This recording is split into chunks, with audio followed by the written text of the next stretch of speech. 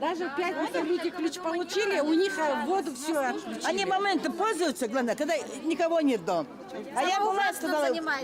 Басқалардан 2 есе артық төлеуге мәжбүрміз. Осылай деген Әуезов ауданының тұрғындары әлі мемлекет қарауына өтпеген көп қабатты тұрғын үйдің коммуналдық қызмет ақысын қымбат айтып, бағаны түсірмей отырған Армадастрой жауапкершілігі шектеулі серіктестігін айыптайды.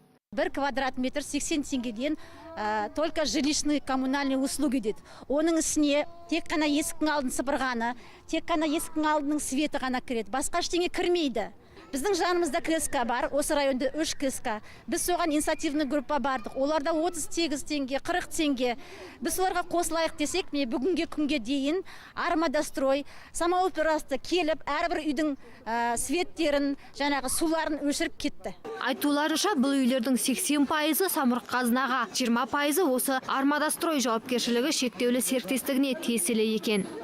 Тұрғындар шағымданғаннан кейін көп қабатты тұрғын үйді арнайы келіп көрдік.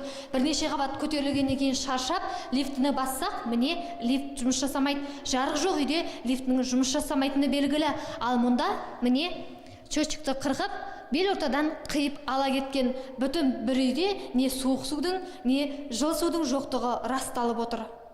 Тұрғындар шағымын тыңдауға келген Әуезов ауданы әкімдігінің қызметкерлері бұл мәселеден хабарсыз болып шықты. Аталған компания өкілдерін телефон арқылы әкімдікке шақырған олар тұрғындарды сабырға шақырып, мәселені реттеп беретіндерін айтты. Бұл үйлер қазіргі уақытта фонд недвижимости самұрық қазынаның меншігінде, соларға толық тиесілі, бүкіл коммуналдық жүйелердің бәрі әлі толық мемлекет қарауына өтпегендіктен қазіргі уақытта толық иелік солардың мойнында.